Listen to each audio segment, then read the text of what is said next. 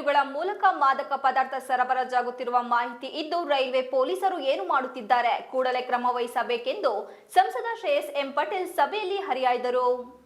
ನಗರದ ಜಿಲ್ಲಾ ಪಂಚಾಯತ್ ಹೊಯ್ಸಳ ಸಭಾಂಗಣದಲ್ಲಿ ಸೋಮವಾರ ನಡೆದ ತಮ್ಮ ಅಧ್ಯಕ್ಷತೆಯ ಪ್ರಥಮ ದಿವಸ ಮೊದಲನೆಯ 2ನೇ ತ್ರೈಮಾಸಿಕ ಜಿಲ್ಲಾ ಅಭಿವೃದ್ಧಿ ಸಮನ್ವಯ ಮತ್ತು ಉಸ್ತುವಾರಿ ಸಮಿತಿ ಸಭೆಯ ಆರಂಭದಲ್ಲಿ ಡ್ರಗ್ಸ್ ಹಾವಳಿ ಬಗ್ಗೆ ಪ್ರಸ್ತಾಪಿಸಿದ ಅವರು ರೈಲ್ವೆ ಪೊಲೀಸರ ಕಾರ್ಯವೈಖರಿಗೆ ತೀವ್ರ ಅತೃಪ್ತಿ ವ್ಯಕ್ತಪಡಿಸಿದರು. ಕಿಂಗ್ಪಿನ್ಗಳು ರೈಲು ಮೂಲಕವೇ ಬಂದು ಹೋಗ್ತಾ ಇದ್ದಾರೆ. ಹಾಸನ ಜಿಲ್ಲೆಗೆ ರೈಲುಗಳ ಮೂಲಕ ಡ್ರಗ್ಸ್ ಪೂರೈಕೆಯಾಗುತ್ತಿದೆ. ಹಳ್ಳಿಗಳಲ್ಲಿ ಯುವಕರಿಗೆ ಡ್ರಗ್ಸ್ ಸಿಗುತ್ತಿದೆ. ಡ್ರಗ್ಸ್ ಸೇವಿಸಿ ಯುವಕರು ಹಾಳಾಗುತ್ತಿದ್ದಾರೆ. ರೈಲ್ವೆ ಪೊಲೀಸರು ಏನು ಮಾಡುತ್ತಿದ್ದಾರೆ ಎಂದು ಅಧಿಕಾರಿಗಳನ್ನು ತರಾಟೆಗೆ ತೆಗೆದುಕೊಂಡರು. ರೈಲ್ವೆ ಪೊಲೀಸರು ಜಿಲ್ಲಾ ಪೊಲೀಸ್ ಜೊತೆಗೂಡಿ ಕೆಲಸ ಮಾಡಬೇಕು. ಡ್ರಗ್ಸ್ ಹಾವಳಿಗೆ ಸಂಪೂರ್ಣ ಕಡಿವಾಣ ಹಾಕಬೇಕು. ಡ್ರಗ್ಸ್ ಪೆಡಲರ್ಸ್ಗಳನ್ನು ಮೊದಲು ಬಂಧಿಸಿ, ಯಾರ ಒತ್ತಡಕ್ಕೂ ಮಣಿಯಬೇಡಿ ಎಂದು ತಾಕೀತು ಮಾಡಿದರು.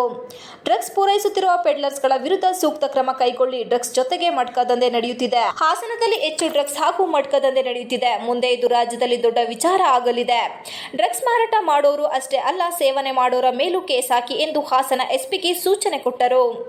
ಮುಂದೆ ಪೊಲೀಸ್ ಇಲಾಖೆ ಹಾಗೂ ರೈಲ್ವೆ ಪೊಲೀಸ್ ಜಂಟಿ ಸಭೆ ನಡೆಸಿ ಎಂದು ಸಲಹೆ ಕೊಡುವುದಾಗಿ ಹೇಳಿದರು.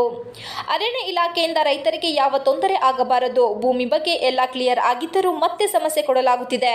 ಏನೇ ಸಮಸ್ಯೆ ಇದ್ದರೂ ಅಲ್ಲಿ ತಿಳಿಸಿ. ಕೃಷಿಯಲ್ಲಿ ರೈತರಿಗೆ ಯಾವ ರೀತಿ ಸೌಲಭ್ಯ ಕೊಡಲಾಗುತ್ತಿದೆ ಸೇರಿದಂತೆ ಇತರ ಇಲಾಖೆಗಳ ಕಾರ್ಯವೈಖರಿ ಬಗ್ಗೆ ಸಂಸದರು ಮಾಹಿತಿ ಕೇಳಿ ನಂತರ ಸಲಹೆ ಸೂಚನೆ ನೀಡಿದರು. You have to consider the most priority and it has to be clear as early as now. It has to take as the first priority.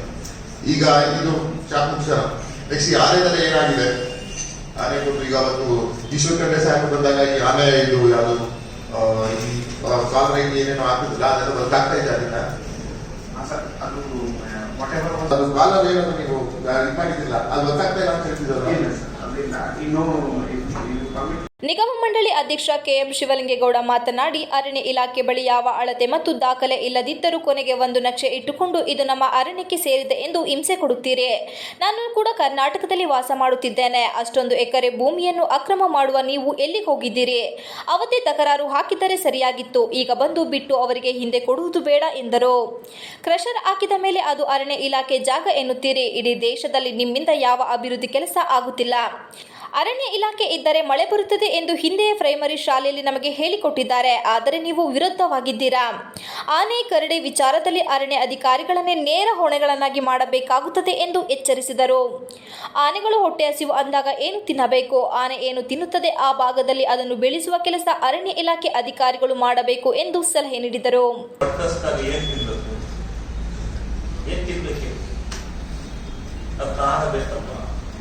ನೀವು ಅದಕ್ಕೆ ಬೇಕಾದ ಆಹಾರವನ್ನು ಬೆಳೆಸ್ತಾ ಇದ್ದೀರಾ ಇತ್ತೀಚಿನ ದಿನಗಳಲ್ಲಿ. ಅದು ಯಾವ್ದು ಇಷ್ಟಪಡುತ್ತೆ ಆ ಸೊಪ್ಪನ್ನ ಗಿಡದನ್ನ ಅದು ಏನ್ ಇಷ್ಟಪಡುತ್ತೆ ಅದನ್ನ ಬೆಳೆಸ್ರಿ. ಆಮೇಲೆ ಅಲ್ಲೆಲ್ಲ ಹೊಂಡಗಳು ಮಾಡ್ರಿ. ಆ ಹೊಂಡದಲ್ಲಿ ಬಿದ್ದು ಈಜಾಡ್ಬೇಕು. ಎಲ್ಲಿದ್ರೆ ಸೀದಾ ಮತ್ತೆ ರೋಡ್ ಸೈಡಿನ ಹೊಂಡಕ್ಕೆ ಬರ್ಬೇಕು ಆನೆ. ಈಗ ನಮ್ಮ ಕರಡಿ ಇರ್ತೀರಿ, ಕರಡಿ ಹಸಿಕಲ್ಲಿ ಕಿತಾಕಿತೆ ಅಂತ ಅದನ್ನ ಪರಿಹಾರ ಕೊಡ್ತೀವಿ. ಯಾಕೆ ಕಿತಾಕ್ತಾರೆ? ಅವೇ ಒಂದು ಹನಿ ಕುಡಿಯಕ್ಕೆ ನೀರಿದ್ದು ನಿಮ್ಗೆ ಕೇಳಿದಾಗ ಒಂದ್ ಚೆಕ್ ಡ್ಯಾಮ್ ಕಟ್ಟಕ್ರಿ ಕೊಡ್ರಿ ದುಡ್ಡು 30 ಲಕ್ಷ ಕೊಡ್ತೀನಿ ಇವತ್ತು ಕೈ ಕೊಡ್ರಿ. ಏನಾಯ್ತು ನಿಮ್ಗೆ? ಕಾಡು ಪ್ರಾಣಿಗಳು. ಸಭೆಯಲ್ಲಿ ಜಿಲ್ಲಾಧಿಕಾರಿ ಸಿ ಸತ್ಯಭಾಮ, ಅಪರ ಜಿಲ್ಲಾಧಿಕಾರಿ ಕೆಟಿ ಪೂರ್ಣಿಮಾ, ಪೊಲೀಸ್ ವರಿಷ್ಠಾಧಿಕಾರಿ ಮೊಹಮ್ಮದ್ ಸುಜಿತಾ, ಜಿಲ್ಲಾ ಪಂಚಾಯತ್ ಮುಖ್ಯ ಕಾರ್ಯನಿರ್ವಹಣಾಧಿಕಾರಿ ಬಿಆರ್ ಪೂರ್ಣಿಮಾ ಇತರರು ಉಪಸ್ಥಿತರಿದ್ದರು. Srinivas, TV 46 Malenadu news, Hassan.